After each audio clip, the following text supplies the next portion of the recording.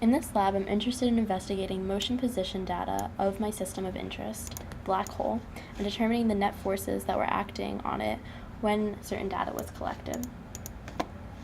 So I was told to assume a few things and begin with these conditions. What I'm determining, though, is the radius of the distance from the black hole's position to the star's position, here, the R value, the total net forces, and the mass of the black hole. So once I know my R value, my net forces, since the mass of the star was given, and since I know that gravity is 6.7 times 10 to the 11th, I'm able to determine the mass of the black hole. So in order to calculate my net forces, the first thing I'm doing is, based off of the position data, I'm determining the x and y components of velocity.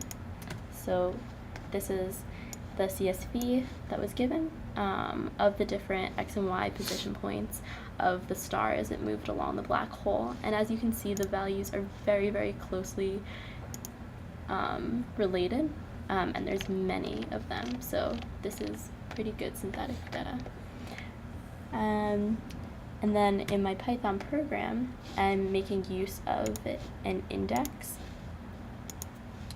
to keep track of which values I'm having as the main program calculates it. So the index value is what is being iterated through my while loop and as the loop variable, generating new velocities as the index increases from 0. The length is x minus 1 because I will have one fewer velocity component compared to my x value of the position components. And the reason why that is because 2 velocities from 3 position points can help me obtain a delta v. And then this delta v can be used to calculate my first net force. So once I have my velocity calculated, I'm able to calculate my momentum, which is easily calculated by just taking the velocity and multiplying it by the star's mass. And then once I have these values, my velocity and my momenta, and how they change, I'm able to calculate my net force, which is dp dt, which is a vector, including magnitude and direction. And the reason why that is since the force is the derivative of the momentum with respect to time, we're able to see that to be our net forces. So that's great. Via the momentum principle, I was able to determine the net forces, but I want to know a bit more about my system.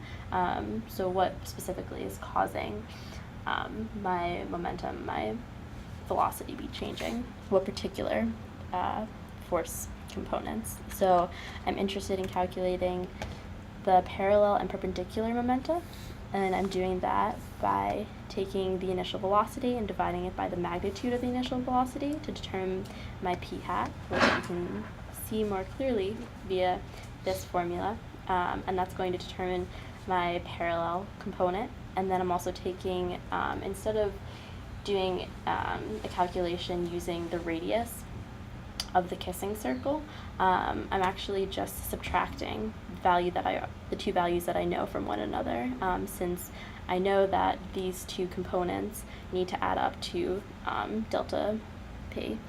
So that's what I'm doing here to determine my perpendicular. So now that I have my parallel and perpendicular, I'm able to run a simulation and see what I get. And I'll tell you what is going on when it is running. So our object is speeding up, and since the p hat is non-zero, it's moving in the same direction of the motion, and this can be observed by looking at the black arrow. It follows the same path that is outlined in the green. The dpdt magnitude of p is the perpendicular component and gives us information about the direction that this trajectory is curving. So obviously the object is curving, so we know that the f-net perpendicular is non-zero and points to the center of the kissing circle. And this is represented by the blue arrow, which is pointed inward for the entire simulation towards the kissing circle. And the final arrow is the yellow one, which represents the net forces, which is what is causing the black hole's momentum and velocity to change. And this went in the same direction throughout. So what it's outputting is a few values, the different forces, and the equation that I had earlier to calculate the mass of the black hole, which I'm getting to be 2.38 times 10 to the 31st, which makes sense. That's roughly around the same size of a solar mass, which is 1.98 times 10 to the 30th kilograms, which makes sense since a black hole is a collapsed star, Sun being a star. So what does all of this mean? So the net force is directly related to delta P over delta T. The change in momentum that is parallel to the moving object's velocity is the magnitude, or the speeding up and slowing down, where the change in momentum that is perpendicular to the moving object is the direction, or the curviness of the object on its trajectory. If we had an even larger force acting on our system, then the radius of the kissing circle would be smaller. But if the object's momentum was large enough, then the radius of the kissing circle would get larger. This makes sense for the parallel component, since it's the derivative of the magnitude of the momentum, and so when the final momentum is greater than the initial, the object is speeding up, and vice versa. If the final momentum was less than the initial, it would be slowing down. And it's important to note that delta P over delta T is an approximation to dp dt, and it's only a good approximation for small changes in time, which is because you need similar quantities of the momentum, so the magnitude of momentum needs to be close for each time step to minimize any uncertainties.